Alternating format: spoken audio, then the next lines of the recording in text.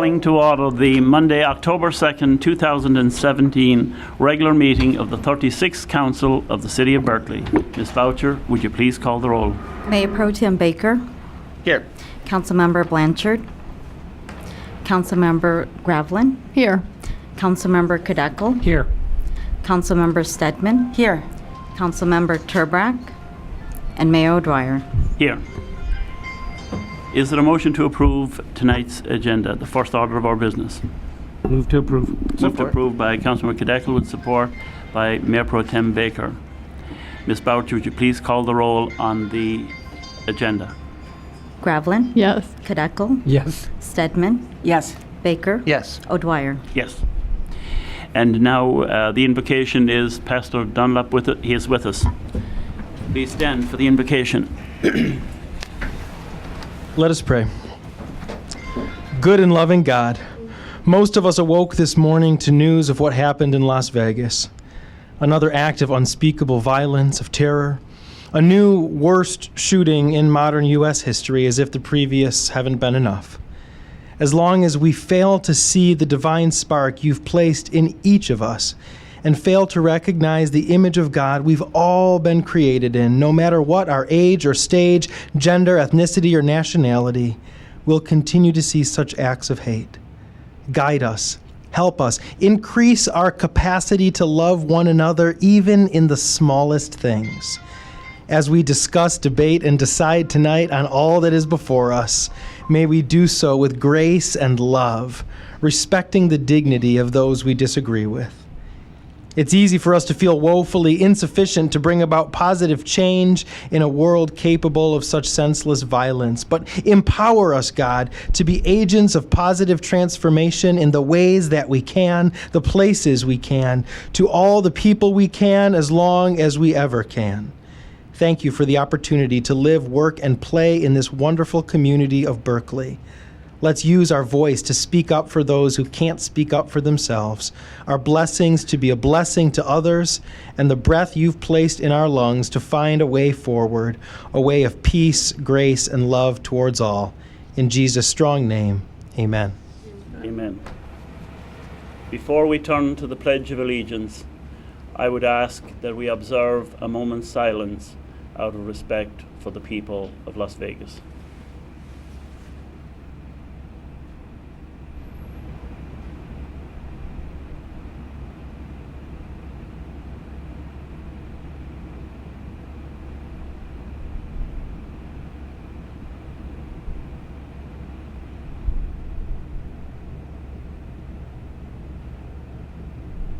And now to the Pledge of Allegiance.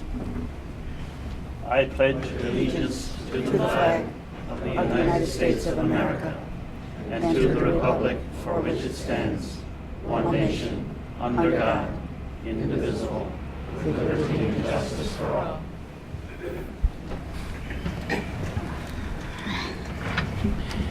Now we come to the Citizens' Comments portion of tonight's meeting, when you may present your thoughts on issues not included on tonight's agenda. Council members will not engage you in discussion.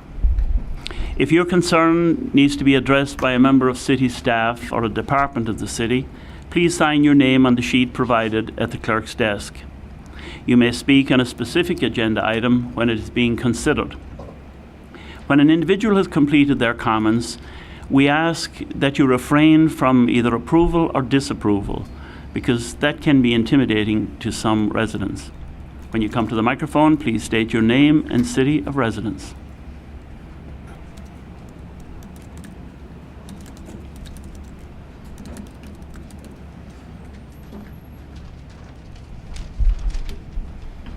Good evening, everybody. My name's Paul Jordan, and I live in Berkeley. Got a couple of quick items here. We all know we got an election coming up in November, and unless an incredibly attractive write-in candidate emerges and launches the greatest write-in campaign this city has ever seen, trust me, it would be huge. It would have to be. Dan Turbrack's going to be our next mayor. This will open up a council seat to be filled by appointment of the next city council. Now, there are 5 council candidates competing for 3 seats that are currently open. I'm requesting that council strongly consider appointing the 4th place finisher to fill the remainder of Mr. Turbrack's term.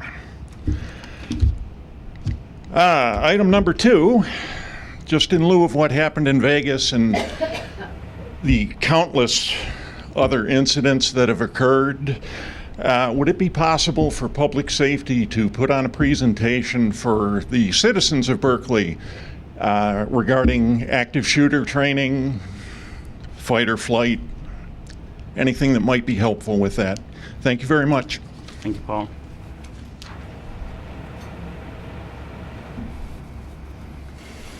Seeing no one else coming to the microphone, then we move along to the consent agenda.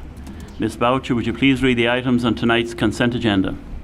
Approval of minutes. Matter of approving the minutes of the regular 36th City Council meeting on Monday, September 18, 2017, and special meeting on Thursday, September 7, 2017.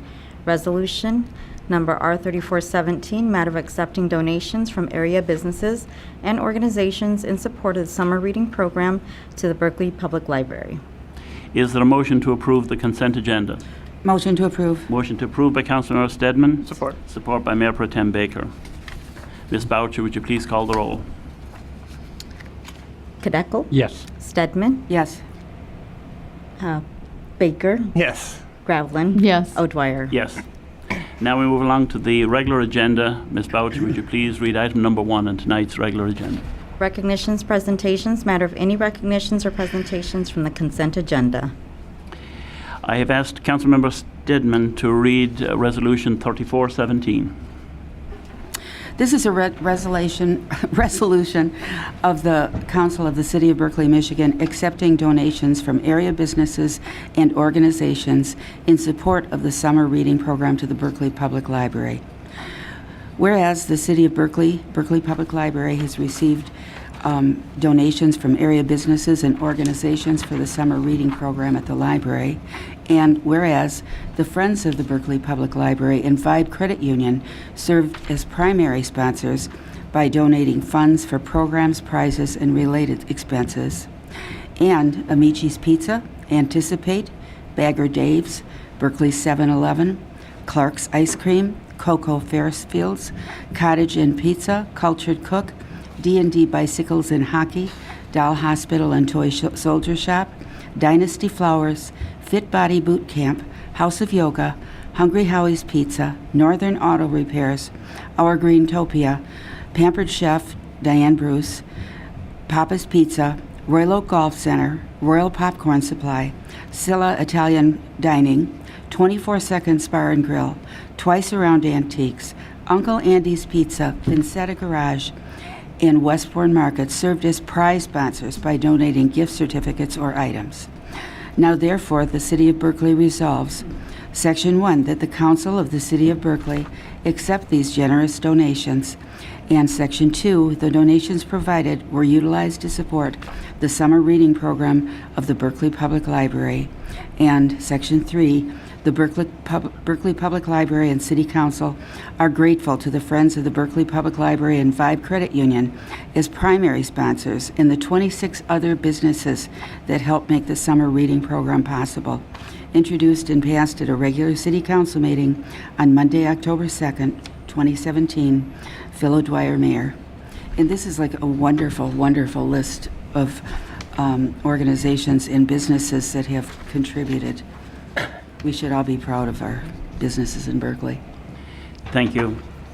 If it weren't for the enormous support we get from all these businesses, we wouldn't be able to do many of the things we do as a city, and we're absolutely grateful to them.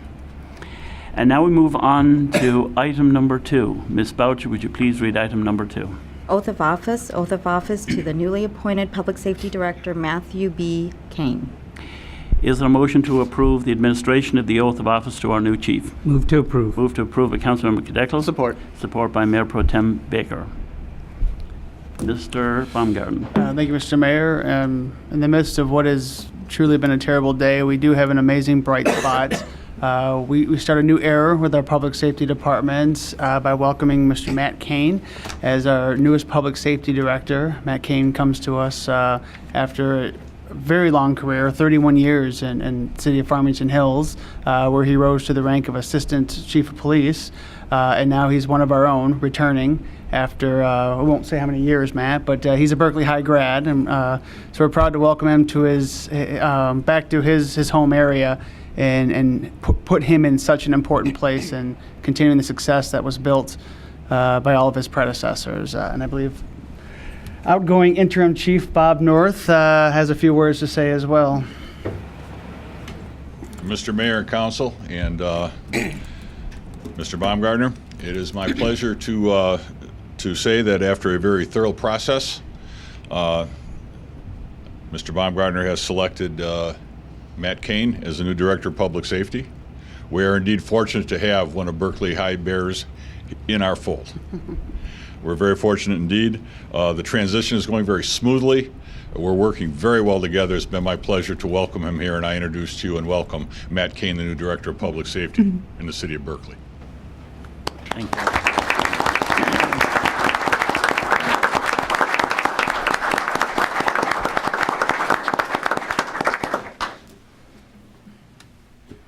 This will be all you.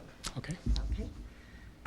I, Matthew B. Kane, I, Matthew B. Kane, having been duly appointed as the Public Safety Director for the City of Berkeley Public Safety Department, having been duly appointed as a Public Safety Director for the City of Berkeley Public Safety Department, do hereby solemnly swear that I will support the Constitution of the United States, do hereby solemnly swear that I will support the Constitution of the United States, the laws and Constitution of the State of Michigan, the laws and Constitution of the State of Michigan, the Charter and ordinances of the City of Berkeley, the Charter and ordinances of the City of Berkeley, and I will perform the duties of my office to the best of my ability. and I will perform the duties of my office to the best of my ability. Welcome to Berkeley. Thanks again.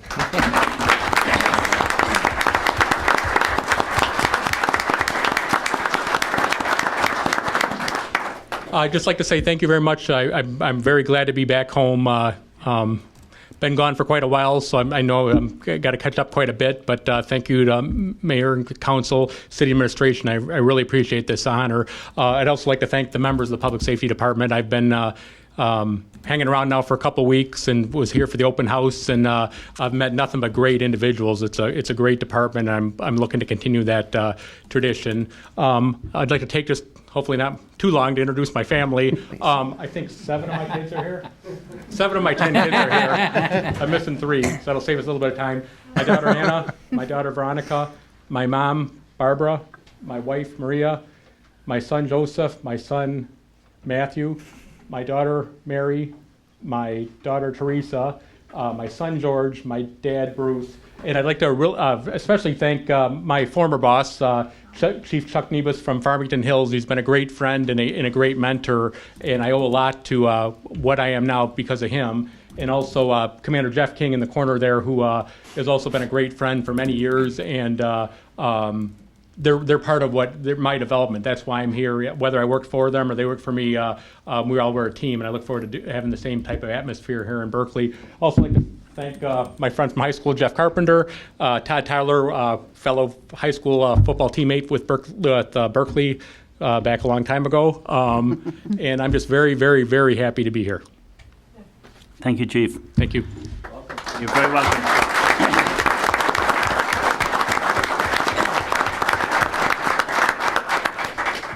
Chief, you are heading up the finest public safety department in the country. I can tell you that from our experience and on behalf of the residents who know it for decades. They are amazing men and women who serve with great dedication, go beyond the call of duty.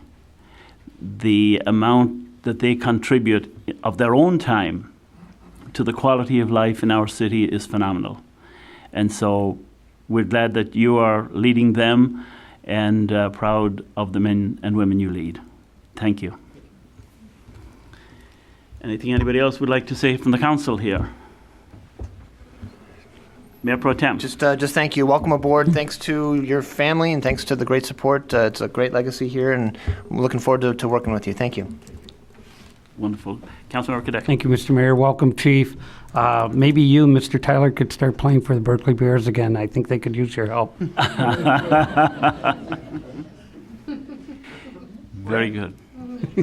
And for those who are watching at home on television, 2/3 or more than that of our Public Safety Department are here in the hallway in support and in welcome for our new chief. They probably are not seen on television, but they are here. And it's a nice tribute and a nice welcome for you as well. Thank you. Very good. We are now ready to move along to the next item. Good job. Thanks. Thank you, Chief. Item number 3, Ms. Boucher.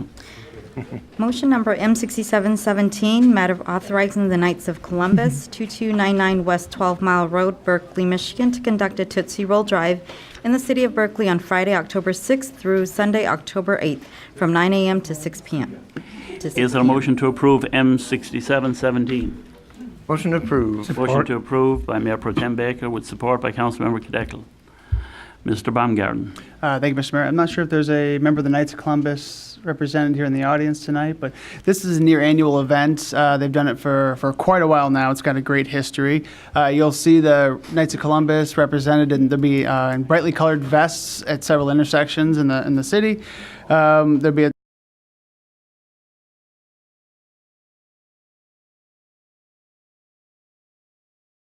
step of saying, okay, what is the outside and some of the interior of the buildings going to look like based on the feedback that we've gotten en masse over the last 2 years. And we've been working with we just completed our 5-year recreation program, or our 5-year recreation plan. We did a lot of different community input sessions there. Of course, we did a survey working with the CAC. Our Parks Advisory Board does a fantastic job of keeping their pulse on the needs of the community. So it's time to take all of that good information, that good suggestion, and those desires for programming and actually start to see how does that physically work inside of a building. And Stantec we anticipate them doing a fantastic job on making that vision become a reality. And through the following deliverables, they're going to return back to us through this process here a summary of the vision and project objectives, a space planning program, and I thought that was going to be something easy, and that is a fantastically technical item. Space documenting, conceptual floor plans, conceptual site plan narrative, conceptual architectural site plan, renderings, both exterior and interior, and a narrative of conceptual building systems such as the important stuff, the mechanical, plumbing, electrical, the structural items, culminating in a town hall presentation for our residents, and then looking at the probable cost of how do we build such a building once we know that it hits the community's desire and the community's vision. So I'd like to ask Patrick to come up if he can and talk a little bit more about the details that go into this process so that residents know what to expect if approved going forward. Okay, thank you. Good evening, Patrick Calhoun from Stantec. I'm here with Brandon Clements, our project manager, who's going to, as we like to say, herd the cats to make sure that we're delivering a quality service and quality product. You described it beautifully. But the key part here of this portion of the process is to get the city a set of documents that can be used to inform the community of what this will look like, what it will contain, help explain really what's going into it, and what it will cost, so it can be used for an upcoming election. There will be a number of meetings with the city administration and with the recreation department to determine what components need to be in here. We've already had those conversations as part of the study to determine how large the building needs to be and how well it will fit on what's a challenging site. Because of the narrowness of that piece of property and the fact that there's the 12-town drain that runs right through the middle of it down what used to be Robina, making sure that all of those pieces fit, respect the neighborhood, respect the location, and actually create a space that really is usable by the largest number of community members as possible. The goal is to, if you do select to proceed with this, is actually to start this week. with our first meetings and wrapping up later this fall with the goal of having information to the city by November, with final deliverables in the middle of December. So you can take this forward for town hall meetings to present this information to the community in early January. Very good. Thank you, Pat. Are there any Thank you. questions? Councilmember Cadecki. Thank you, Mr. Mayor. On the town hall meeting, thank you, Patrick, for your work.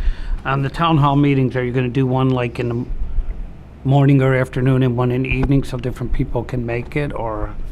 Typically, when we do the town hall meetings, that's the goal, is to provide 2 times to make sure that there's an opportunity for people with different schedules to be there. And that's something that we'll work out those details of the schedule very quickly once we start and get into the project management, project definition phase. Thank you. Excellent. Mayor Pro Tem Baker. Thank you, Your Honor, and thank you for being here with this proposal Thank you. for us. This is an important bit of work that we'd like to explore, I think, coming up with a concrete vision for what we could do with that property that brings to reality our community's values and hopes for that space for generations to come is very important. And to that notion of collaboration, certainly a lot of the best decisions are those that are made with multiple sources of input. You've described a couple already from studies that have already been finished and conversations that are in flight.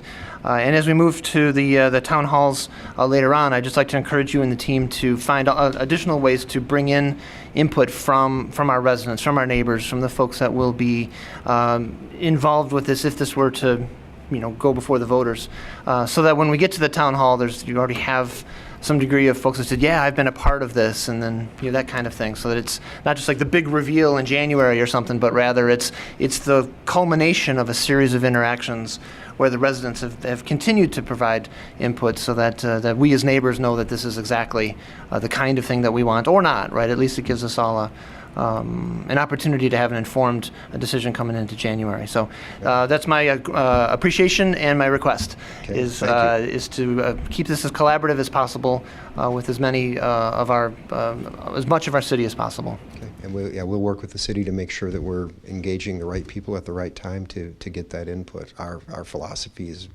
the only surprises we want are good surprises. So we don't want to get to that last minute and have any not good surprises. For sure. Okay, thank you. Very good. Thank you. No other questions. It is an important step forward here, and we wish you good fortune as you gather up the input, the information, and the creative ideas. Okay, thank you very much. Make something useful there. Thank you, Pat. Ms. Bouch, would you please call the roll? Oh, we have somebody coming. Yep. Dennis Hennon, Berkley. I just had one question, is if the probable cost and the site plan designs would have any consideration with water retention in the new buildings to help alleviate some of our flooding problems. Good thought. Thank you. Please. Sure. Yep. Yes, at this stage, one of the components of this will be a site survey and preliminary drainage studies. We definitely need to make sure that we're not creating a larger issue than already exists. At this stage, we will be planning for this, essentially designing the site piece and the drainage piece to accommodate the runoff for this portion because of its proximity to the 12 Towns drain and the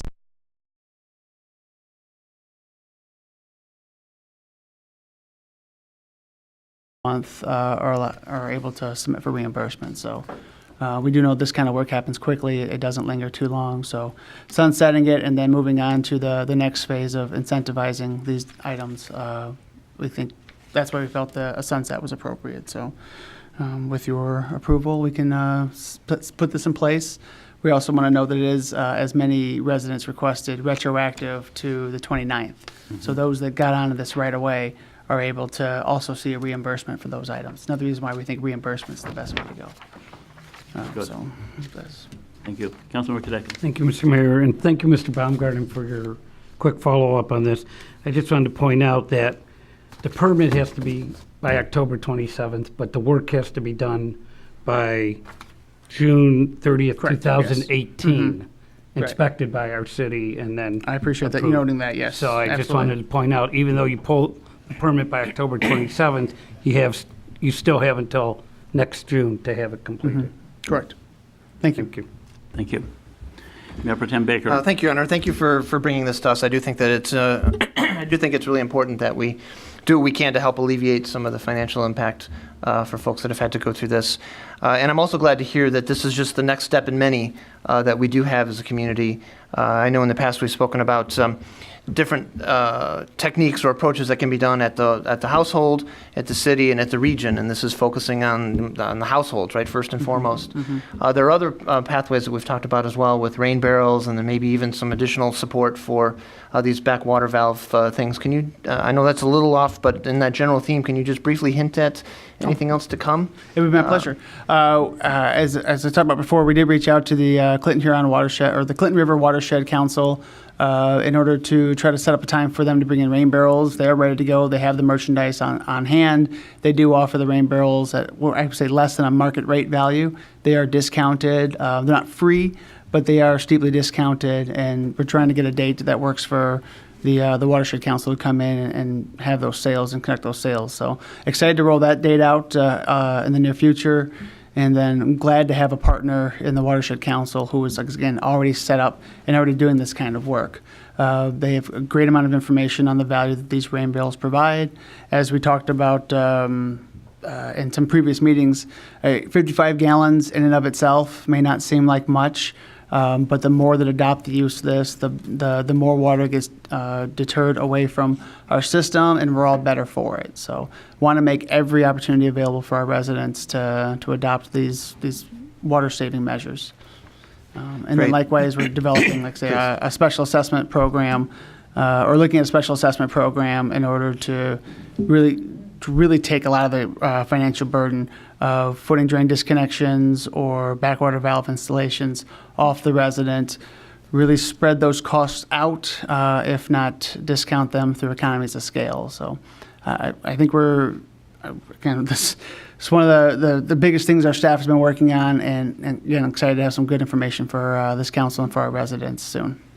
Well, thanks. For a matter of this importance, I'm glad that we continue to have serious attention paid to this and taking positive steps one meeting after the next. So look forward to this. I'll certainly be supporting, and then to seeing what comes at our next council meeting as well. Sure. Thank you. Mr. Baumgarten, you know, when we have sidewalk programs here, for each square of the sidewalk that may need to be replaced, we sometimes assign that to the taxes for the house, for the home. Yes, sir. Is there a way that we could do something similar for these backwater valves? Because they're going to cost a couple of $1,000s if an individual homeowner were to install one. And it would be helpful in a way if they could, if we could as a city do a similar program to the sidewalks and assign it to the taxes, and therefore folks might be able to pay it back over time, you know, 5-year program or whatever it might be.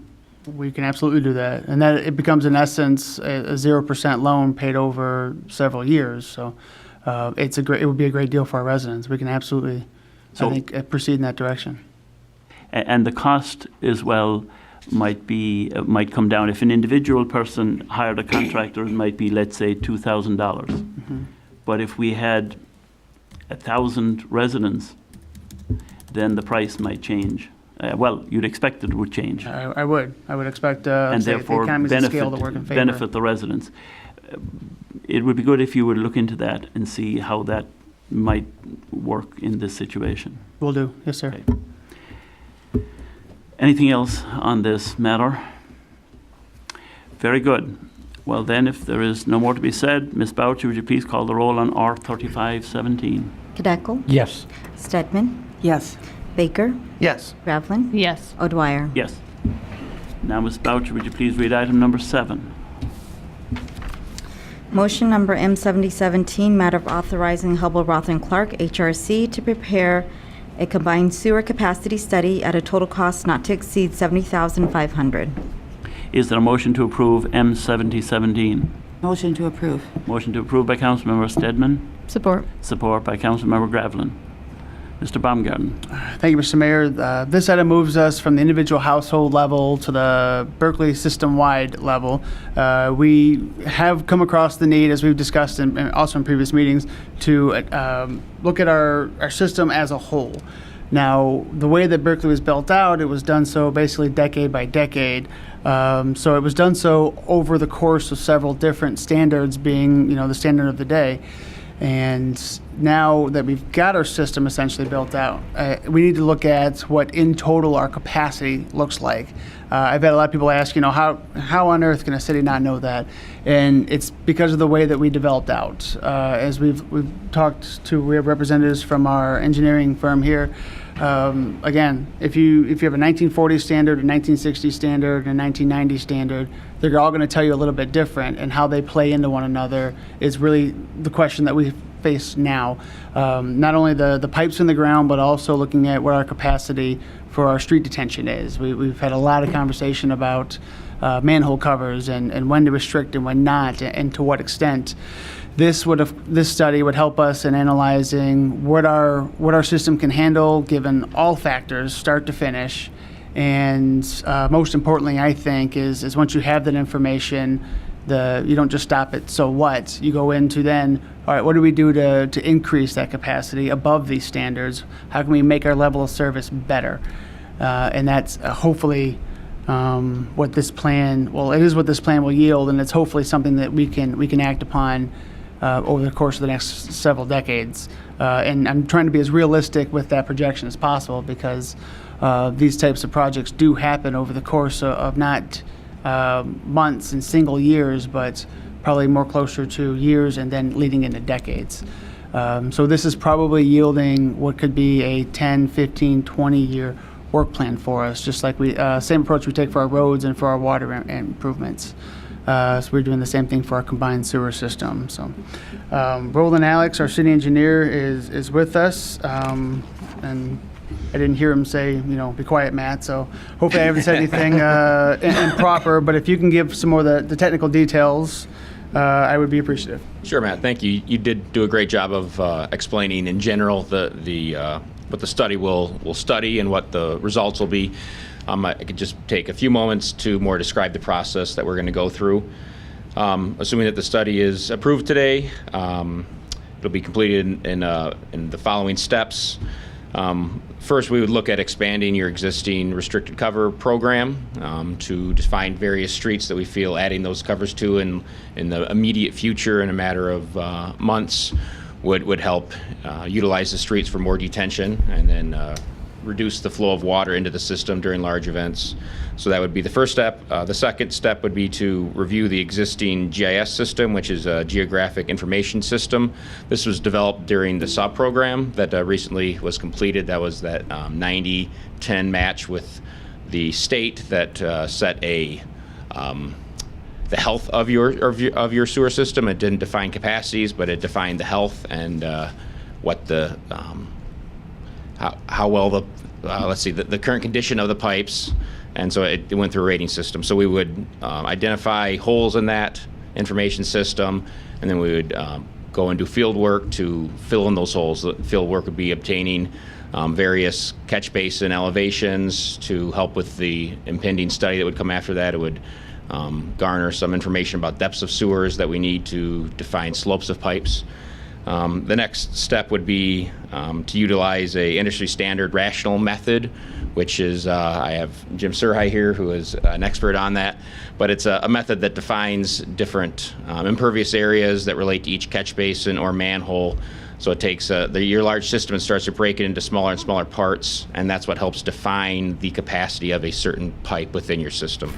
So we use that rational method to actually define the capacity of various pipes throughout your system. So we'd say this existing pipe has this capacity, and we would relate that to the current standard, which is a 10-year storm, and that we would say either these pipes meet that 10-year storm or they don't, and if they don't meet that level, what percentage of that 10-year storm can they withhold? And then ultimately, the goal would be to bring up some possibilities for enhancements in the future, like Matt mentioned. These could be additional restricted covers after that first round of restricted cover implementation. Other things could be the construction of relief sewers, which are oversized sewers that hold additional capacity. There could be some look at creating storage basins within the city. Again, as we start from smaller, less expensive things to larger and larger, more expensive multi-year programs.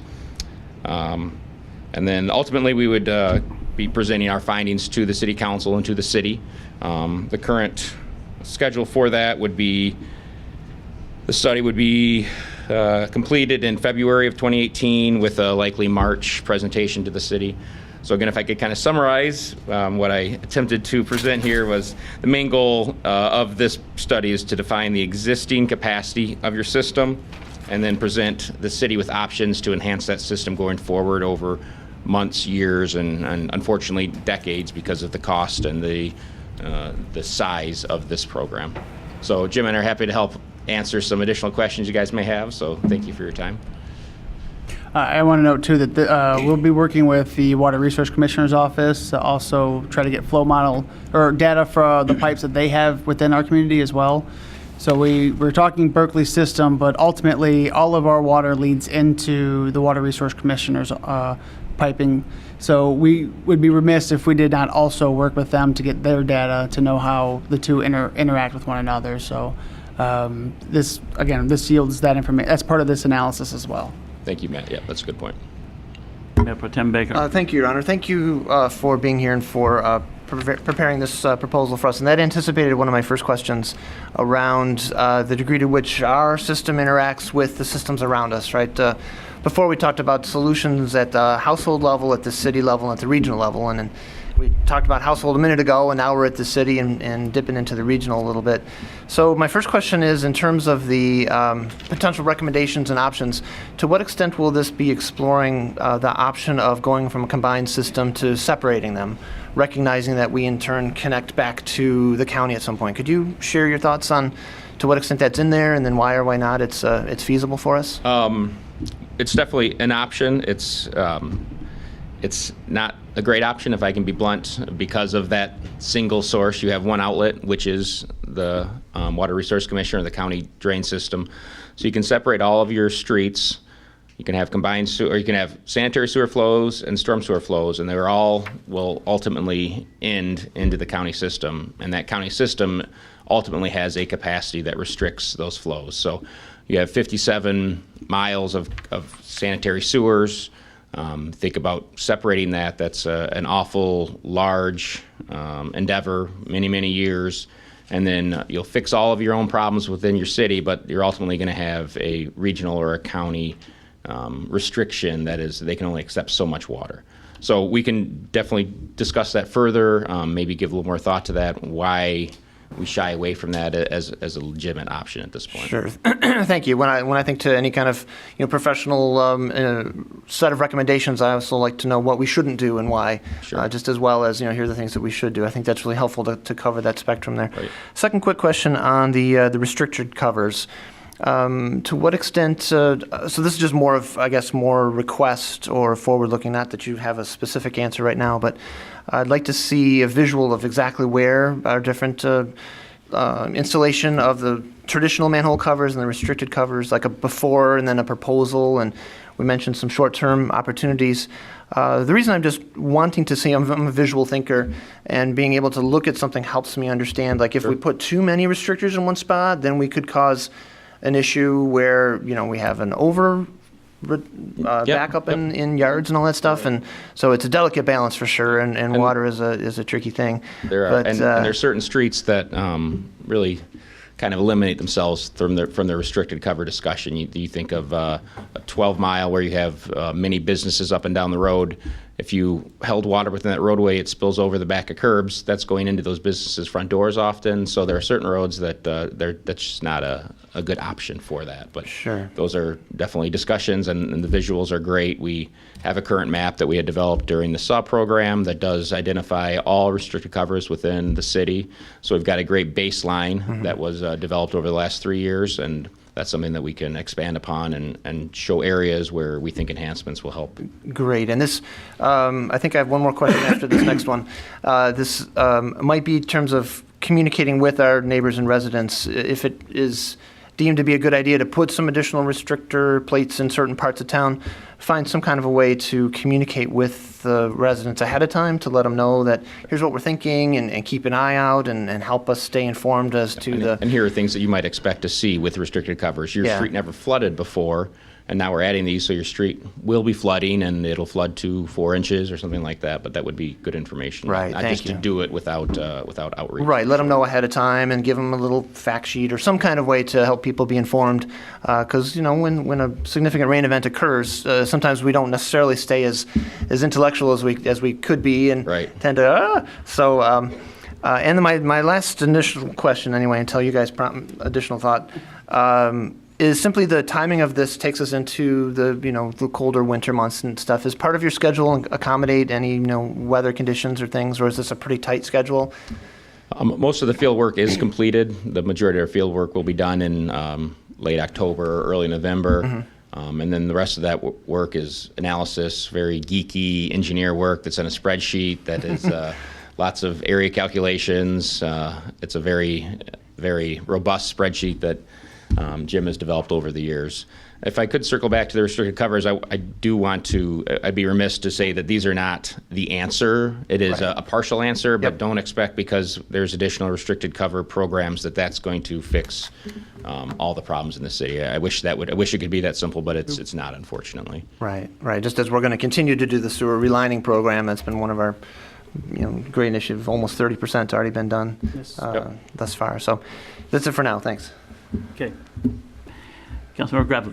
Just regarding our neighbors, I don't know if you know, have our neighboring communities conducted capacity analysis, just again for own compare, contrast, or how they feed into us, and that will affect, going forward? That's a great Some question. you guys have worked with some notable community or some communities in the area. So that Jim have, has worked. He's done this study or a study very, very similar to this for some neighboring communities. Jim, maybe you could mention. Yeah, and again, my name is Jim Surhai, senior engineer with HRC. Over the years we've done projects in Royal Oak, which the north part of your city is tributary to that North Arm relief project. I was involved with that when I started at HRC long ago. But then also personally conducted these studies in the city of Birmingham and village of Beverly Hills. Okay. And at HRC, I think we are working in Southfield on their program. I'm not personally involved with that, but again, Berkley is at kind of the upstream end of the 12 towns. You have just a small portion of Southfield that flows into your city. The rest of your combined sewer system just collects the stormwater and the sanitary sewers from within your city. So part of our study would be working with the county to determine what flows come in from Southfield, but the majority of this study is really just Berkley-centric, because you don't have a lot of other neighboring communities that are flowing into your city. So kind of answer that two different ways. Okay. So as part of that study, do we know what they did as far as change their own system, given the results of their study? Yeah, we had some different outcomes that came from that, Jim. yeah, I think with all of them, they involved working on their catch basin restriction program to provide kind of a short-term, localized, street by street relief. Then they also involved developing a capital improvement program for relief sewers where they were needed, and then pursued those and constructed them. Over, like I said, I think some of that took, 12 or 15 years. I think that Beverly Hills program, and so they kind of took that multi-faceted approach to solve their problems, or to at least help address the risks that are associated with having the combined sewer systems. And then Birmingham would also develop some CSOs, which are combined sewer overflows. They're on a water stream. What is it? The Rouge that flows? Yeah, the Rouge. So the Rouge flows through Birmingham, so they have the availability to overflow some of these larger storms into that Rouge River. Unfortunately, Berkley doesn't have a waterway that flows through your system. Okay, thank you. Councilor Marquette. Thank you, Mr. Mayor, and thank you guys for your work. Now, I recall at the last meeting, Derek said there's 44% where we have the restricted coverage right now throughout the city.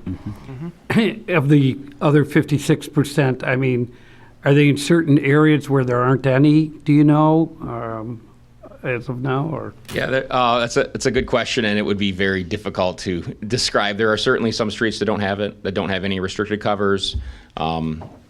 Since we've been involved, which I think we were involved in the 60s and the 70s, and there's a few years where HRC wasn't involved, and we became your city engineers again 12 years ago or so.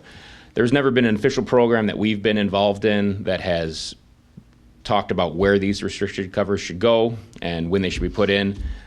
It was before Derek's time, before things that we were made aware of as the decisions to put them where they're currently placed. We don't know the answers to that. So part of our evaluation would be to look where they are now, and then to look where we should place them, where additional places where we should install them. thank you very much. Thank you. Anything else on this? What is the reasoning that supports the notion of a standard designed for a 10-year storm? That's a great question. Well, yeah. I'm going to defer. Sorry to barge in. No, to start with, the 12 Towns drain was that was the design capacity for that was for a 10-year storm. So ultimately, that's your outlet. So while you could build bigger sewers to handle more capacity, if that type of storm occurred again, you'd be restricted by the county system. And so at some point, smarter people than Jim or I decided that this 10-year storm would become the industry standard for design of storm sewer system, or for the design of combined sewer systems. So that was decided back in the 60s or the 70s when 12 Towns was originally thought about and created, that this was the industry standard that they would design to. Have they given any thought to expanding their design? I can't speak for the county. Sure. I can't speak for that. I'm not sure. Very good. Matt. Thank you, Mr. Mayor. Just for those of us that really dislike describing storms by years, can you explain a little bit what a 10-year storm is so people have an idea of what we're planning for? Yeah, when they say a 10-year storm, really that's kind of, you take the inverse of that. So it's really, right way to say has a 10% chance of occurring in any year. Or like a 25-year storm would be a 4% chance, or a 100-year storm would be a 1% chance.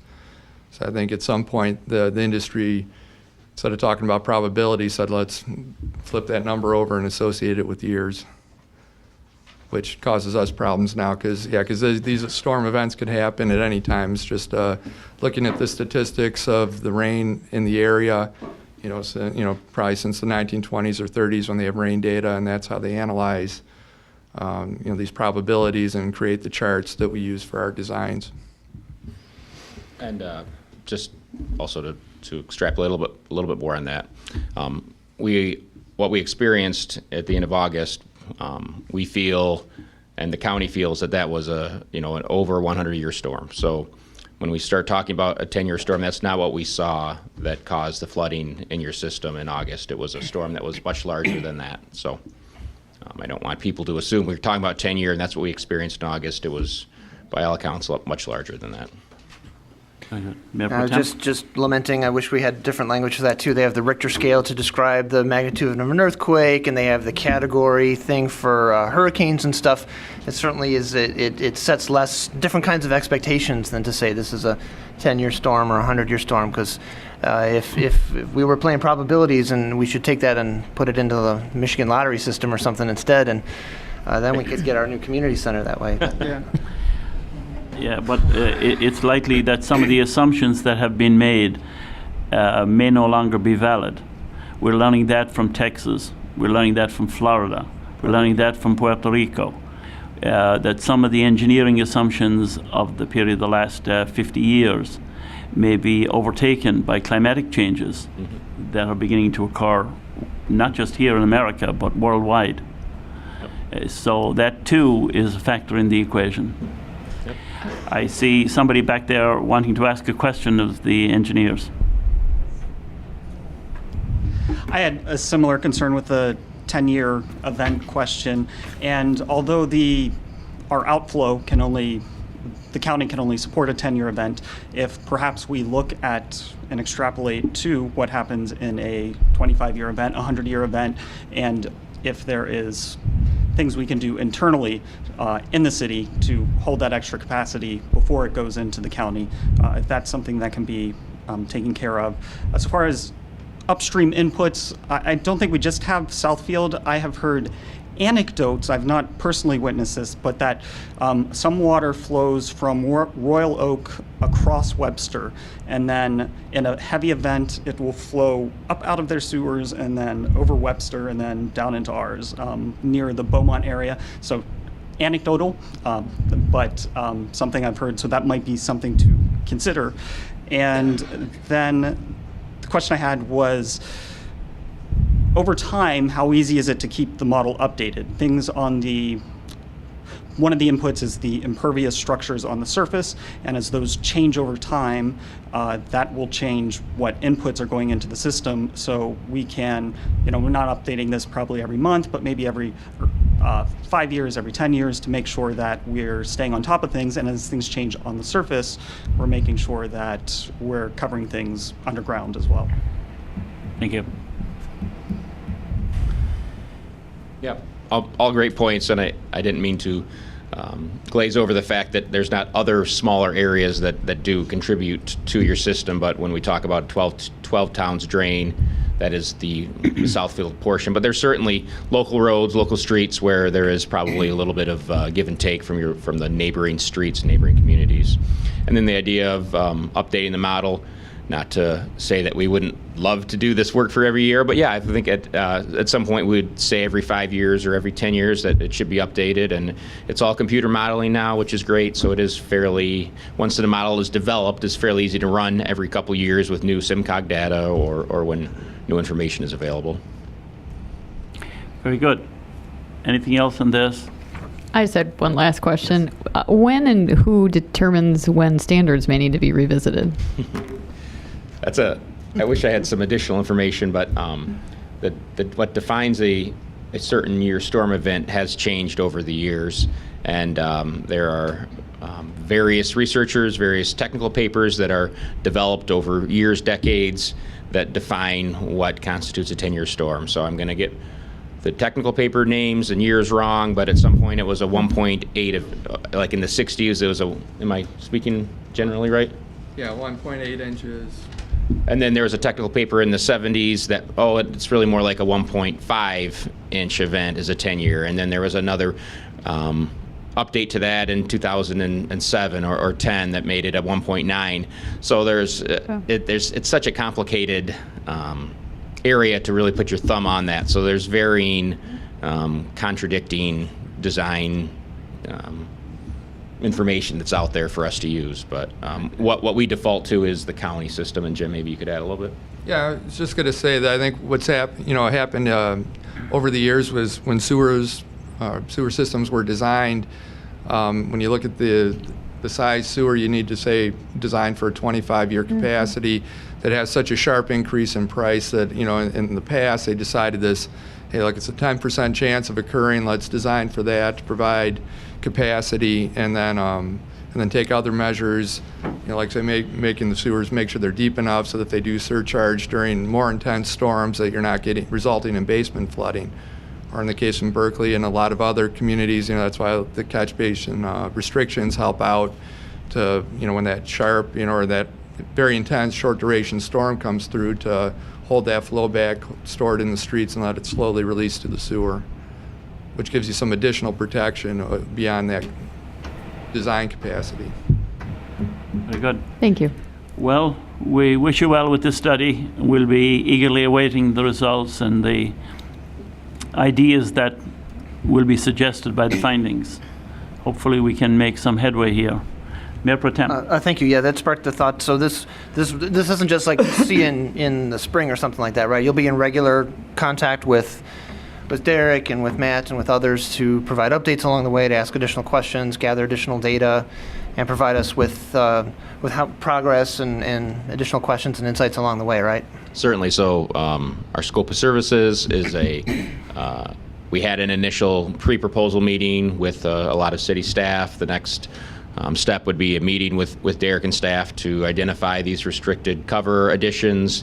Then we talk about a basis of design meeting where we start defining some of the goals of the project in addition to getting more down to the technical details. We have a 60%, a 90% meeting, and then ultimately the presentation of the final meeting. So yeah, there's 4 or 5 defined check-ins, but then obviously we'll be in a lot of contact with Derek and staff. So great.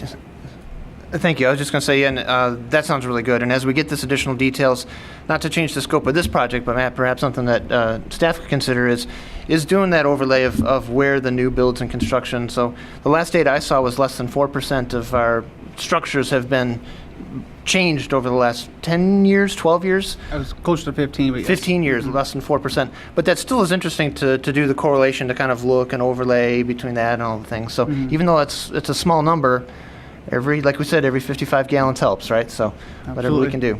Thank you. Will do. Very good. Well, thank you both for being here. And with that, Ms. Boucher, would you please call the roll on M7017? Stedman? Yes. Baker? Yes. Gravlin? Yes. Kadeco? Yes. O'Dwyer? Yes. And now, Ms. Boucher, would you please read item number 8? Motion number M7117, matter of approving a service agreement with Alliance Mobile Health to provide ambulance service to the City of Berkeley for the period of October 2, 2017 through October 2nd, 2020. Is there a motion to approve M7117? Motion to approve. Motion approved by Councilmember Gravlin with support by Mayor Pro Tem Baker. Mr. Baumgarten. Thank you, Mr. Mayor. We are coming to City Council today to request a continuation of our agreement with Alliance for Ambulance Services. They've been a great partner with us. They not only provide, wonderfully all the things that we would expect an ambulance company to provide, top-notch services, great equipment. They station here in the City of Berkeley, but also they're wonderful partners for the various events that we do around the community, and they do we believe, just a top-notch job, and would like to come before City Council to ask that we continue that relationship. Bob North has worked very closely with Alliance on developing this contract. The Alliance is here with us this evening as well, to kind of speak to this as well, to answer any questions that you may have. But in essence, we feel this is a great step forward for the City of Berkeley. So I don't know, Bob, if you have anything to add to this. Yeah, Mr. Mayor, Council, we've had a great relationship with Alliance Mobile Health. They provide great service to our community. Last time, before I retired the first time, we did a check-in, and we had we were averaging approximately just over 1,000 runs a year, responses a year, and we were transporting over 750 approximately out of our town. This is residential, commercial, passersby and accidents, these sorts of things. They provide excellent care and service. They work well with our citizens. They're very good at what they do. Heaven forbid one of us gets nicked up. I know I'm confident that I'm in good shape if they come help me. So, I can't say it any better than that. Vince Warrius is here, the CEO of Alliance Mobile Health, and some of his staff members who I worked with on many occasions. They're good people. They're good for our town, and I highly recommend that we continue this agreement. Thank you, Bob. Vince, did you want to come to the microphone and share a thought or two? They were here this whole time. You don't Yes. at least That's right. a while, yeah. Good evening, Mr. Mayor, council members. My name is Vince Warrius. I'm the executive director of Alliance Mobile Health. And we're just here to answer any questions. I don't know if anybody has any questions about the service we provide, how we operate, how we do things. But like Chief North said, the numbers have actually gone up a little bit, Chief. They're about 1,200 now a year, so it's ticking up a little bit. And it's still about 800 calls per year that we actually transport people. Out of that, we average a 97% overall on-time average. For an emergency call, it takes usually on average about 4.5 minutes for us to get there. For anything that warrants a lights and sirens type response, about 4.5 minutes, you'll have an ambulance at your door.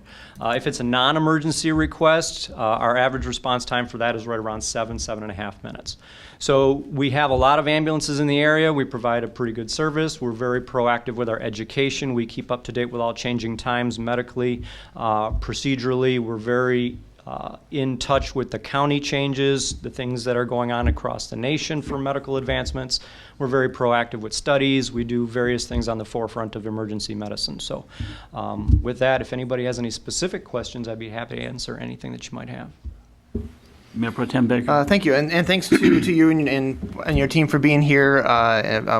You guys provide the kind of service that none of us hope we ever need, but when somebody does, we're glad to know that we're in such good hands. My question is around the growth in the data. You mentioned one from 1,000 to 12 and from 7 to 8, those kind of things. First and foremost, you guys are doing what you need to do to get people where they need to go. But I wonder, is it underway, or is it an opportunity to, after the fact, try to learn and understand the root causes of these kinds of things? Somebody hits their hand with a nail or hammer. I mean, that's just because what I'm trying to think about is what can we do to help educate our residents, our business owners, folks. If there's the top 10 things that we see an uptick in, slips, trips, and falls, or fire, or whatever the case is there something we can learn from these incidents? And you don't have to answer now, but I'm just thinking in terms of a program, some kind of continued education, so that as we see these kinds of things happening, if a pattern emerges, or certainly I'm sure there's seasonality types of things, the spring cleaning versus the fall activities, things that we can do to help provide awareness to our residents. So, again, I'd love to have you guys be like the Maytag repairman that just sits around and has just a couple little, get kittens out of trees and stuff. But, so I guess you probably get the essence of my question. What can we do to learn from the calls that have been so well handled, so that we can have few of those going forward? Are there any thoughts that you or Bob or Matt could offer to help us think about that going forward? Well, it's a broad spectrum question that you might ask. The call diversity that we deal with is pretty varied.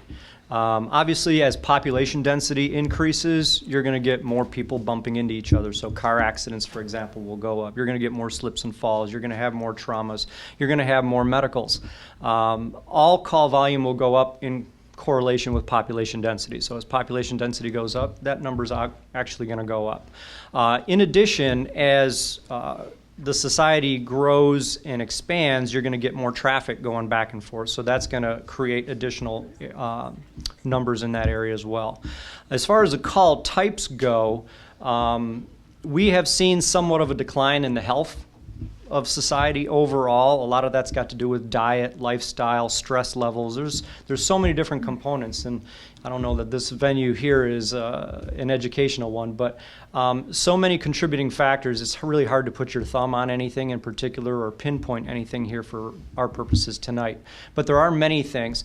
If you'll recall, 2 years ago at the last Dream Cruise, we were doing sidewalk CPR. We were training people in 2 minutes how you can do CPR. We work with programs such as that to try and educate the general public to increase the mortality rates and survival rates of sudden death, cardiac arrest type things. So we do educational endeavors to try and help people help themselves. In addition to that, our dispatch center participates in an EMD, which is emergency medical dispatching procedures, where when somebody calls 911, the caller will actually get direction from the dispatcher on what to do to help that individual until the ambulance gets there. So for example, if somebody calls up and says, my father, I think he's had a heart attack, he's on the floor, they'll ask them a series of questions to determine what exactly might be going on there, and then maybe walk them through CPR processes. Or maybe it's a childbirth, maybe somebody's delivering a baby in their house, or maybe swallowed poison. It's a small child that got into the sink underneath the kitchen sink, and maybe got into something they weren't supposed to. So various different components that we do to try and educate and help people at the time of the incident we implement. In addition to that, what we've adopted in the last 2 years is we've adopted a new software that's actually of a predictive nature. Now, this software has taken several years of data, because we actually purchased it 6 years ago, and it's been learning all along. And what this does is this software will actually predict with uncanny certainty where the next call is going to come in. So it uses historical data to predict where the next 911 call is going to come in. And what that does is that helps our dispatchers reallocate our resources to get closer to that area, so when that call does come in, it shortens up that response time so you get an ambulance faster. So we do other things behind the scenes to try and help head it off at the pass. That's great.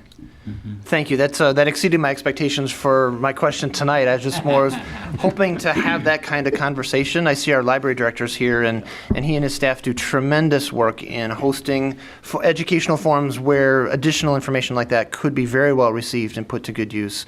And with the traffic things, I mean, every accident is an opportunity for us to learn what should we do differently with that intersection. Is it not signed properly? Is it not lit properly? Right? Those kinds of things will continue to help us to make this an even safer community going forward. And like I said, having you guys as partners gives us the confidence to move forward. So thank you for that. Thank you. And wear your seatbelt.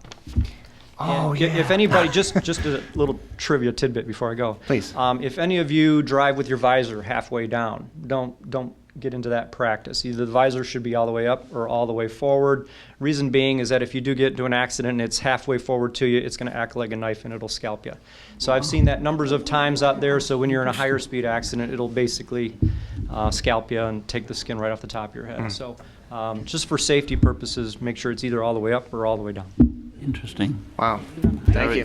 Helpful. Thank you. On that note, have a good night. Yeah, right. Thank you, Mr. Mayor. Yeah. Councilman Cadeckel. Yeah, he walked away. I just wanted to say, this is a comment, and I have a couple comments.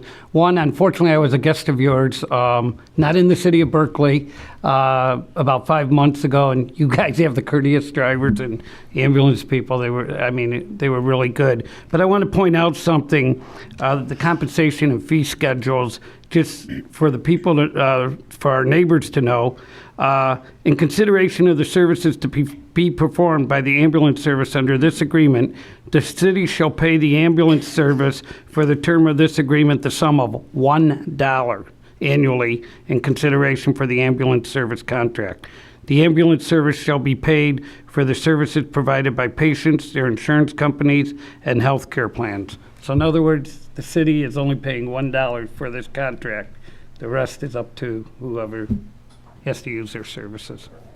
I just wanted to point that out. Go on. Hi, Emily Holstein. I'm the CQI and Education Coordinator for Alliance Mobile Health.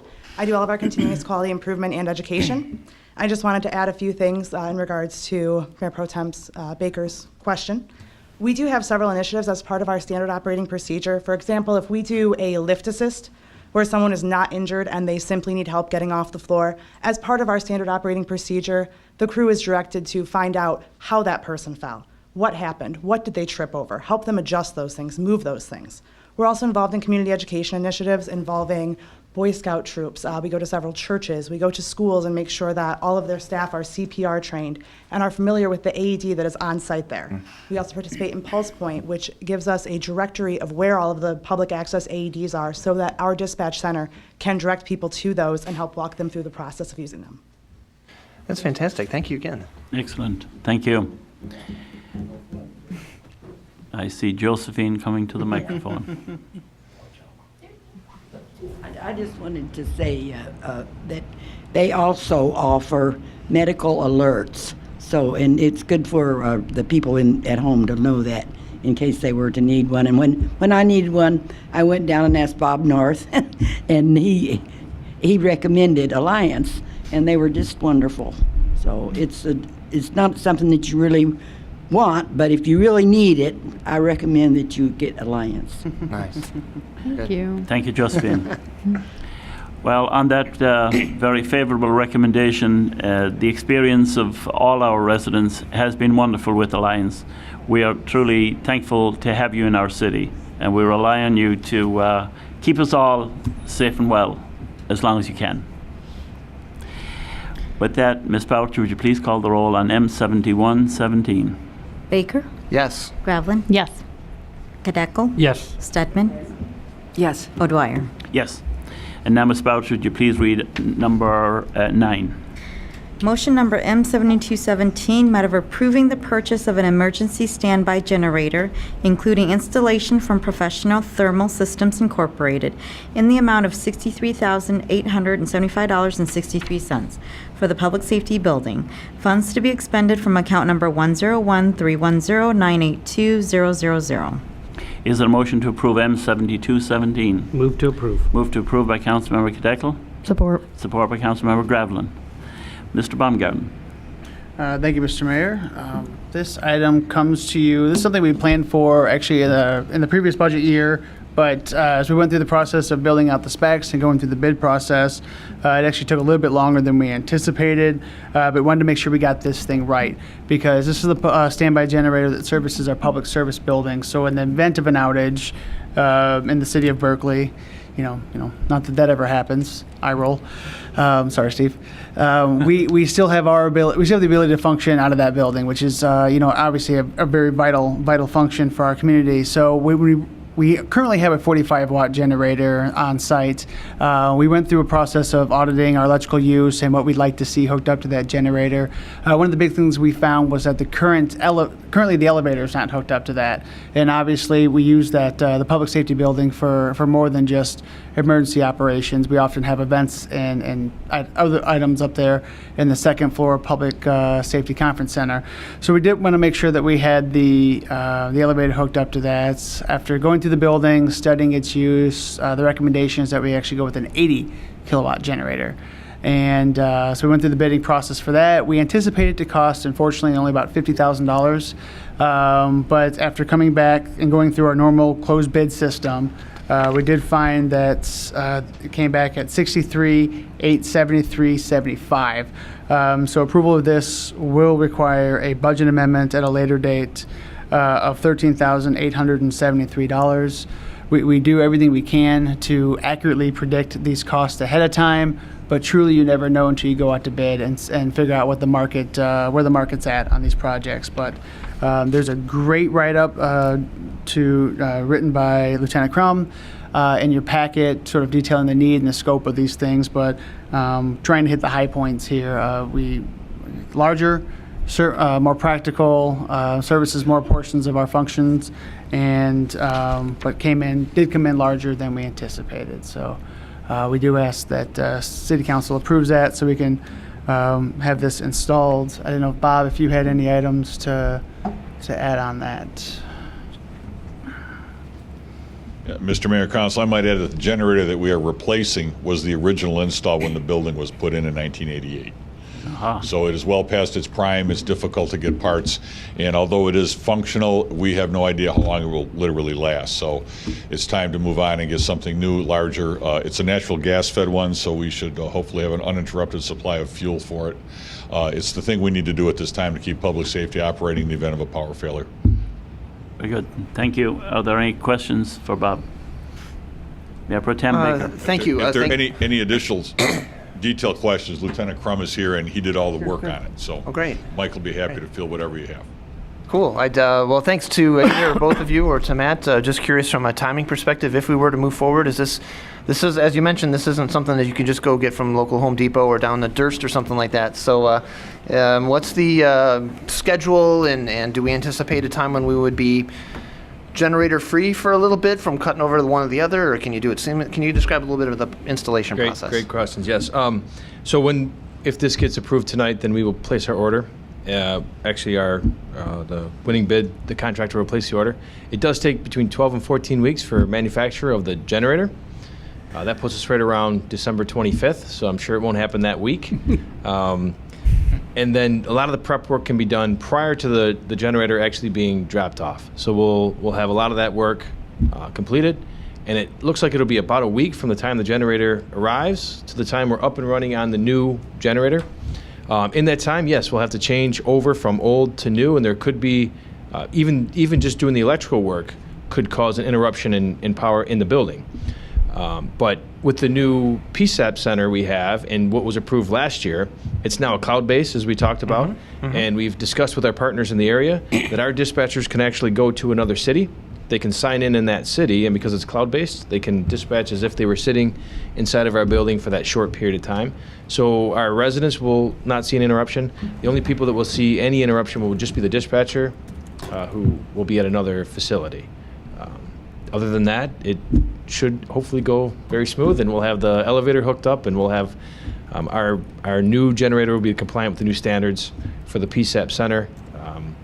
They've improved over the years or become more restrictive on the generator, so we'll be all in compliance at that time. So. Okay, great. Because thank you. Yeah, thank you for that process. And I understood about making sure that our dispatchers were ready to heed the call, and hopefully, if we needed any of our friends' assistance over there, we could get to them quickly. So thank you for that. Absolutely. Thank you. Thank you. Councilmember Kadek. Thank you, Lieutenant. Yes. How often have you had to use the generator? Do you even have a clue, like over the last 2-3 years, or? I will tell you that I racked my brain figuring out what questions you would ask me. That's not one I thought of. So, good job. You got. The generator is not something that we use frequently. It's something that it's when there's interruption of power. Sometimes we do see that. It generally comes back pretty quick around here, but we do have the interruption. We're required to have a test done monthly and then an annual load bank test. We're required, so the generator turns on and we test it every month. It probably gets more use from that than it does actually running, but we're required to have one that will turn on and run within 10 seconds because we're considered a life safety because of the dispatch center. Mm-hmm. And so that's a requirement just to have a dispatch center. We have to have that, and it'll turn on within the 10 seconds. So, but there are times that we've ran on it for a few days. I can't. You remember the longest we've had it? The longest we've had, we got when a lot of people got knocked out a few years. They had the big transformer fire and we're all. Yeah.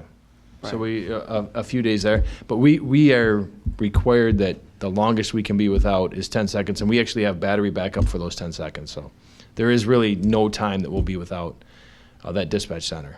So Thank you. Great question, though. I'm Glad I got you. going to write that down, so I'll be ready next time. No problem. Very good. Any additional questions? Obviously, this is something very important to our public safety department and our response to the community as well. So if there isn't anything else, then Ms. Boucher, would you please call the roll on M7217? Gravelin, Yes. Kadekel, Yes. Stedman, Yes. Baker, Yes. O'Dwyer. Yes. And now we come to the communications portion of the meeting, and Councilor Kadekla is up first. Thank you, Mr. Mayor.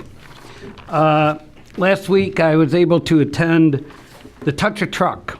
Had no idea what it was going to be, but I'll tell you, I want to thank the Parks and Recreation Department, the DPW, Public Safety Department. They all had their trucks there. The place was packed. Adults, kids. The kids were having a great time. Your twins loved it.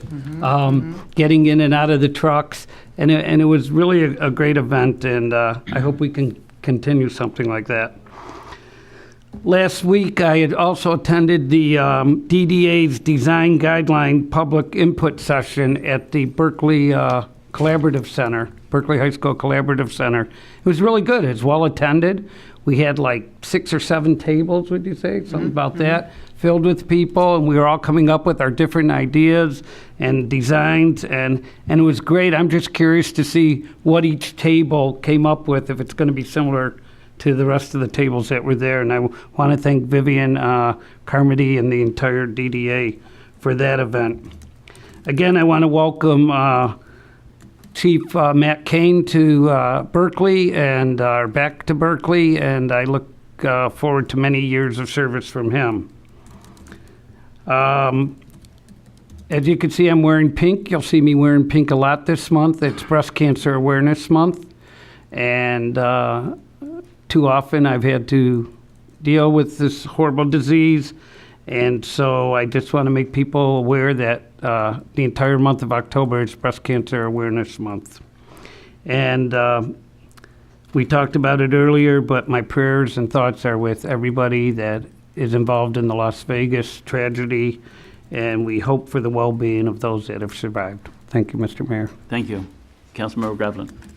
The Planning Commission met on Tuesday, and at least to my surprise, the Berkley Coolidge LLC pulled the La Salette PUD off the table, requested to go back to work session and essentially start the whole process over. So I'm very hopeful they can reach something the community is much more in favor of. So also in planning news, I see Commissioner Barnett out here. I would like to further congratulate him for recently receiving the distinguished Helen S. Willis Outstanding Commissioner Award from the Michigan Association of Planners.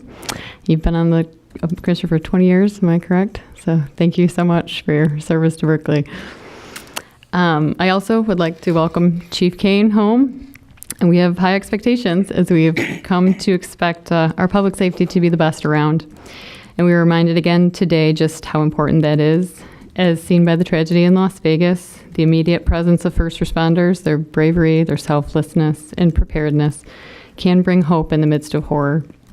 Heaven forbid we ever experience anything of that sort close to home, but knowing we're prepared for challenges, great and small, does bring peace of mind and serves as another reminder of the depths of this town's heart and soul when the opportunity arises to help those in need.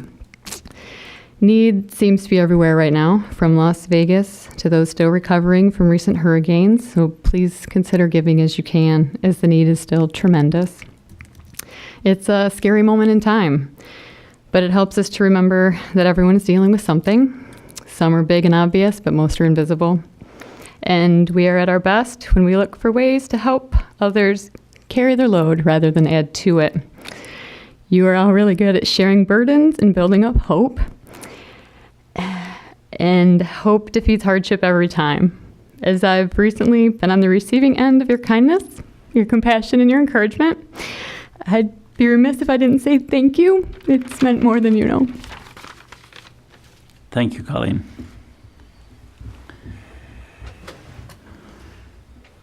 That support continues. The residents and your colleagues here on the council, we wish you every blessing. Thank you. Mr. Mayor Pro Tem. Agreed. Thank you so much. A couple of quick updates as well from the Downtown Development Authority. As was mentioned, the community provided great input into the design guidelines session last week. And the conversation continues. If you didn't have an opportunity to attend, or if you'd like to add additional thoughts, please visit the website downtownberkeley.com. There's a way to fill out a brief survey and add your voice to those who participated in the in-person sessions to help shape what our downtown will look like for years and decades to come. The final Ladies' Night Out is this Thursday, the 5th, from 5 to 9 o'clock in and around downtown. And the final Art and About event is next week's Friday, the 13th. So it should be a fun, spooky night for us all here. From 6 to 9, Friday the 13th is Art and About, and aligns with the high school band and orchestra event as well. So we're really excited to partner for that. And the Coolidge resurfacing project will be underway, and soon after that we'll have our new crosswalks that we're all excited about. So thanks to our DDA for their leadership with that. Historical Committee met yesterday, and the new mug sales are going very well. If you haven't had your opportunity to get your collector's edition coffee mug, please do so quickly. They're going fast. And if you haven't been to the museum lately, please consider visiting there as well. We're always working on new displays and exhibits and fresh photos that we've archived or found in the archives and made available. It's open most Sundays from 2 to 4 and most Wednesdays from 10 a.m. to 1 p.m. And finally, it was Mahatma Gandhi who said, "The best way to find yourself is to lose yourself in the service of others." Again, that's the best way to find yourself, is to lose yourself in the service of others. And I, too, want to use that as a welcome to our new Public Safety Director, Matt Kane. Obviously, given the recent continuation of tragedy, both natural and man-made, the care with which we can give to one another and the leadership that he can bring and will bring to our community is phenomenal. It's incredibly challenging times, and having his experience and wisdom joining our team, we are that much better for it as a community. My continued thanks to those who have served before him. We saw Interim Chief North here several times, and to Rick Eshman before him for all that they've done to position Berkley for where we're at now. And again, welcome aboard our new Public Safety Director moving forward. Thank you. Thank you. Councilmember Stedman. I'd also like to welcome Matt Kane as our new Public Safety Director. I got a chance to meet him at Public Safety Open House on Saturday and get to know him a little bit. Although my two oldest daughters, do know him because they went to high school with him at Berkley High School. And I'd also like to say goodbye to Bob North. I'm sure he's anxious to get up to his little piece of heaven up north, but also to thank him very much for filling that position when we deeply needed him. If you want to get any information on the library, I could not find my list of events for October. But anyways, just check onto the website and you will see there's all kinds of events coming up for preschoolers, for elementary school age kids, for adults. But keep your eye on that list. Also, I would like to talk about Doug Deeds for a second. He just received or is about to receive 2 awards. He's being honored for, first, an Individual Service Award from the Beautification Council of Southeast Michigan, recognizing Doug as an outstanding individual for his work with the Berkley Community Garden and with the Berkley schools. The Community Garden in Berkley is a huge success thanks to the endless hours and commitment Doug gives to our community. Its residents and students Doug was presented with this prestigious award at their annual meeting on September 21st at the Detroit Yacht Club. And then there's a second award that he will be getting in October 20th, in Lansing at their annual meeting, Keep Michigan Beautiful Award of Merit. And they will recognize Doug as an outstanding individual for his contribution to the beautification of the city of Berkley and its schools. Doug I serve on the beautification committee with him. He's done an absolutely wonderful job of planting little seedlings and growing them, and carving out his time in the greenhouse at the high school and working on that community garden, and also working with some of the schools in Berkley and with the children in helping them learn how to plant things. So thank you, Doug. Did you want to say anything? Okay, all right. A modest man, but thank you indeed, and congratulations on bringing those awards again back to our fair city of Berkley. Mr. Baumgarten. Mr. Mayor, I have several things actually for the council and for our residents. First and foremost, our Coolidge micro resurfacing project commences this evening at 9 p.m. They will be working on this as a night project because we know how important Coolidge is as for our business population. We opted for the night work. It should not be a very loud project. You won't hear a lot of banging, a lot of machinery, so it lends itself well to evening work. It's when traffic's lowest. And then, so they'll be working from 9 into the wee hours of the morning. So you'll see some orange barrels starting this evening and into over the course of this week.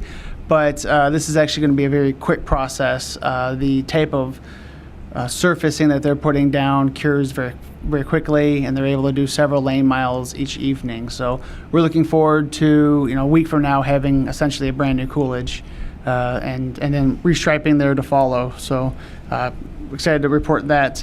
Also, I want to read a statement from DTE. I took a little bit of a pot shot at them earlier, but they do remain in communication with us. They are striving to try to better their service for the people of Berkley. So I'll read a quick statement from them.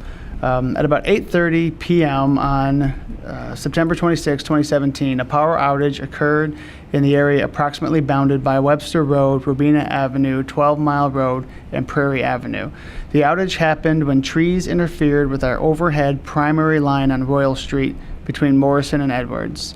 The interference then caused problems with various secondary lines in the area, Permanent repairs were made on the impacted equipment, and service was restored to everyone affected by the outage shortly after 10 p.m.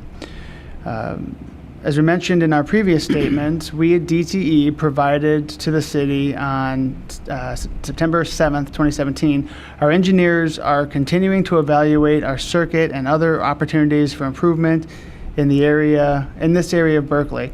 Once these opportunities have been identified and work is scheduled, future communications will be forthcoming. We know how important reliable electricity is to our customers, and we remain committed to providing you with safe, dependable service.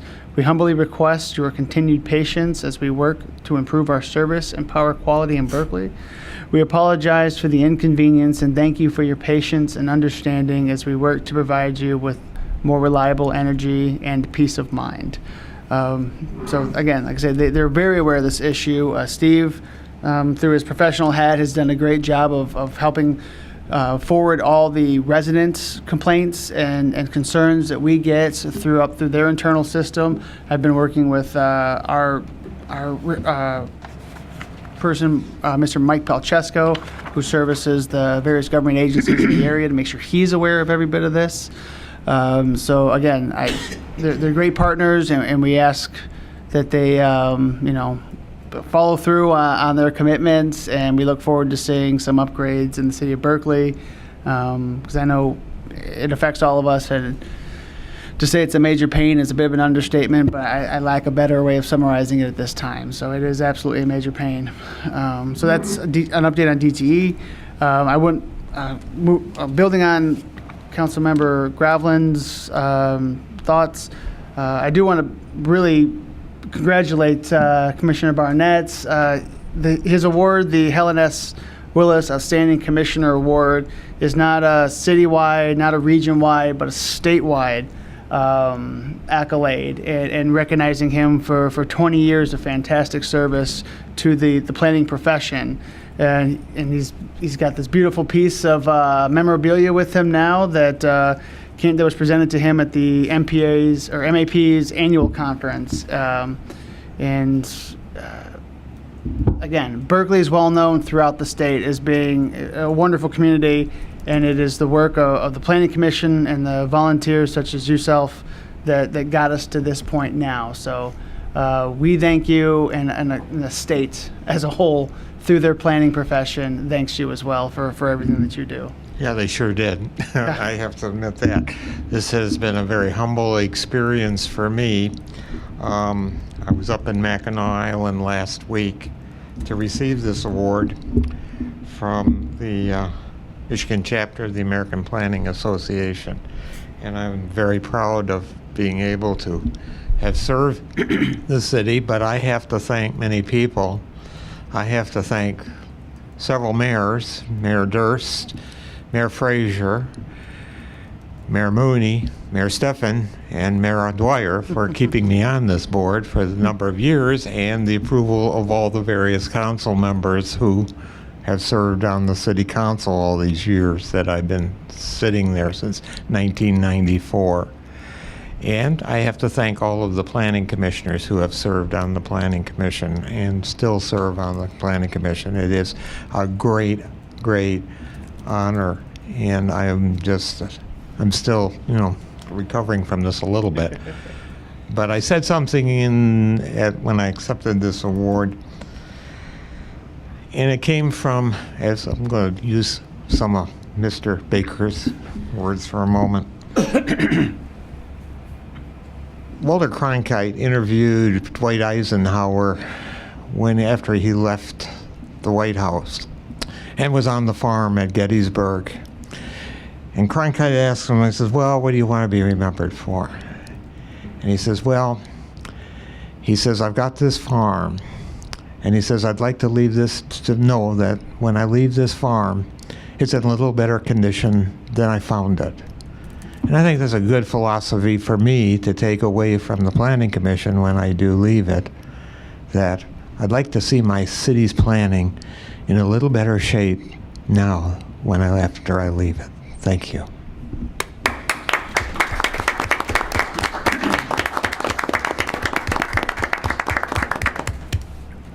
And just two other quick items. For those of you that weren't able to attend the Save My City presentations jointly hosted between Berkeley and several other regional communities, that's soon to be begin running on WBRK. So anybody who wants to can tune in, and they'll also find it on the city's YouTube channel. Great information there. It is, I think it's the word that's been used is shameful, the way that municipalities have been treated by the state, and we're working to overcome the deficits caused by that. But again, this is one of those things that it's not just a Berkeley issue, it's a statewide issue, and very happy to be on the forefront of leading the awareness campaign so that everyone knows what's going on with that. Last but not least, I hope not least, but my next chat with Matt, featuring our wonderful city clerk, is going to be right here in this room on Wednesday, October the 4th, and at 6 p.m. I would love anyone and everyone to show up. We'll talk about some of the pressing issues in the city, as well as get a sneak preview of the new voting machines that are going to be in use for the November election. So we're very excited for that. So, and that's with that, I thank you. Thank you. Speaking of our wonderful city clerk, Ms. Boucher, over to you. Okay. The upcoming election is Tuesday, November 7th, 2017. Polls are open on Election Day from 7 a.m. to 8 p.m. The polling locations will be Precinct 1 here at the City Hall in the council chambers. Precinct 2 will be at Rogers Elementary School on Hamilton. Precinct 3 and 7 will be at the Berkeley High School on Catalpa. Precinct 4 will be at the Berkeley Community Center on Robina. Precinct 5 is at Angel Elementary School on Beverly. And Precinct 6 will be at Patton Gill Elementary School on Morrison. The last day to register for the November 7th general election is Tuesday, October 10th. Berkeley residents may register to vote at the clerk's office in the City Hall. Secretary of State offices are Oakland County Election Division in Pontiac. Mass mailing of our absent voter ballots were sent out on Friday, September 29th. Our voters should be getting their ballots either today or tomorrow. Absent voter applications are available on the city website at www.berkleymich.org or at the State of Michigan website at www.michigan.gov/SOS and at the clerk's office. Electors who wish to receive an absent voter ballot for election by mail must submit an application by Saturday, November 4th, no later than 2 p.m. The clerk's office will be open for election business only from 9 a.m. to 2 p.m. Electors qualified to obtain an absent voter ballot for election may vote in person in the clerk's office by Monday, November 6th up to 4 p.m. And for more information on elections, please visit our city website again is www.berkleymich.org, or the state of Michigan is www.michigan.gov/SOS. And we look forward to seeing everyone at the next chat with Matt. Thank you. Very good. Thank you. Mr. Attorney. Thank you, Mayor and Council. A couple of remarks that flow, if you will, from our earlier and ongoing discussions about stormwater drainage. As you know, your city manager has been working tirelessly for several weeks on stormwater issues.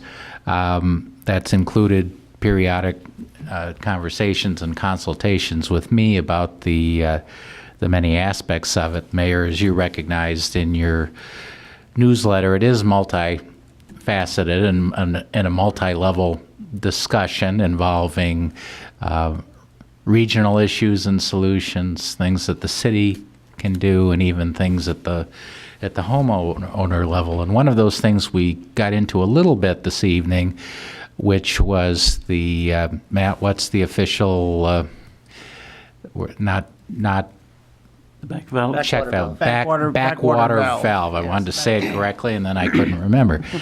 The backwater valve and developing some type of program is council knows, but for the benefit of our residents and observers, we are a body of laws, and unfortunately sometimes those laws get in our way, and there are certain legal limitations and challenges that we have to work through. But this is something that the city manager and I have been talking about, and although it may not be as easy as just being able to tell the residents, go ahead and buy it and, finance it through the city, I'm quite confident we'll be able to come up with a program, or at least options for council to consider, programs that